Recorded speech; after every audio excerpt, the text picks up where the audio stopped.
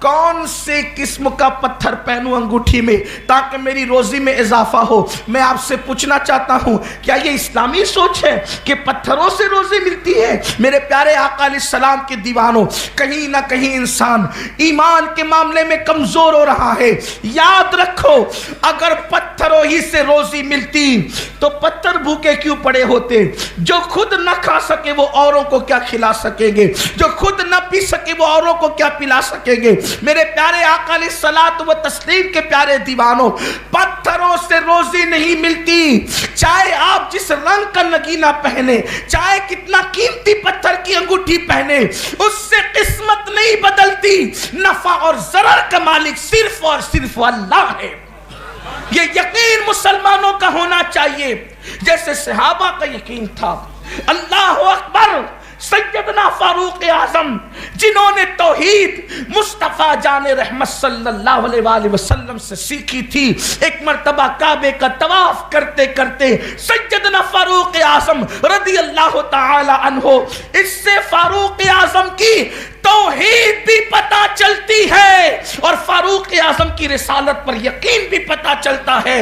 جو لوگ افراط و تفرید کا شکار ہیں کہ توحید بیان کرتے کرتے جو مصطفیٰ جان رحمت کی توہین کرتے ہیں، آقا کی گستاخی کرتے ہیں، انبیاء کی توہین کرتے ہیں، ان کو سبق لینا چاہیے۔ توحید اسے کہتے ہیں جو تم بیان کر رہے وہ توحید نہیں، وہ تہمات ہے، وہ تہمات پرستی ہے جو 1857 کے بعد توحید بیان ہو رہی ہے۔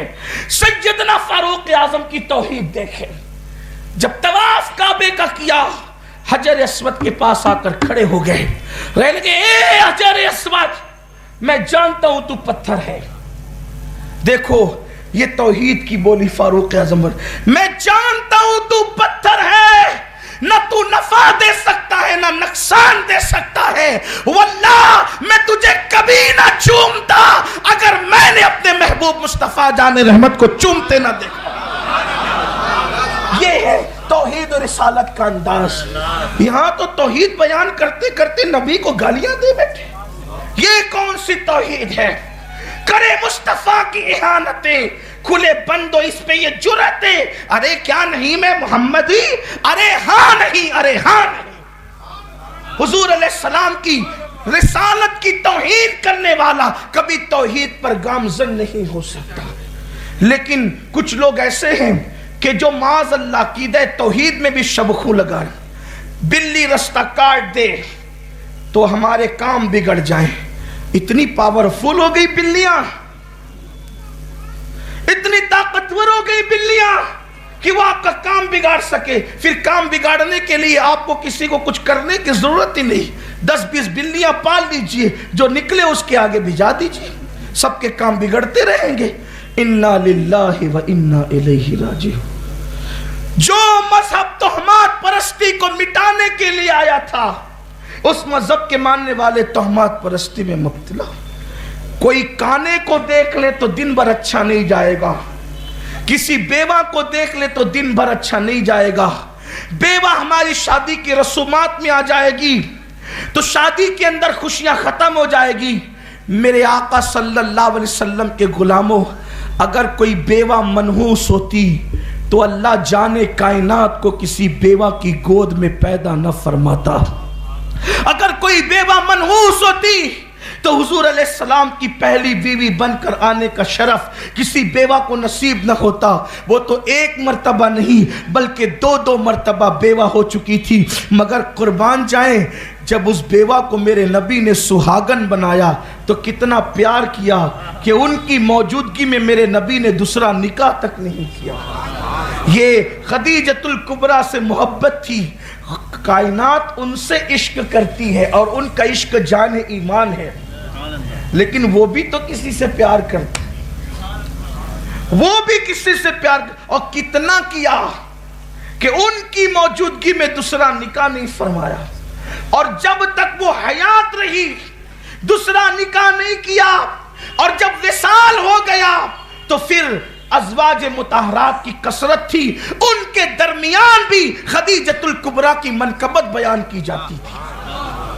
سیدہ خدیجہ کے مرتبے بیان کیے جاتے تھے تو میرے پیارے آقا علیہ السلام کے دیوانوں، رسومات میں، شادی کی رسومات میں اگر مائیں اور بہنیں موجود ہیں، بیواؤں کے آنے سے خوشیاں ختم نہیں ہوتی بلکہ خوشیاں بڑھ جایا کرتی ہیں۔ اور بات یاد رکھنا، تہمات سے نکلو۔ میرے آقا علیہ الصلوۃ والتسلیم فرماتے ہیں، حدیث پاک کا مفہوم ہے، جو تقدیر پر یقین نہ رکھے وہ میری امت کا فرعون ہے، فرعون۔ یعنی جو تقدیر میں لکھا ہے ہونا اتنا ہی ہے، نہ اس سے کم نہ اس سے زیادہ۔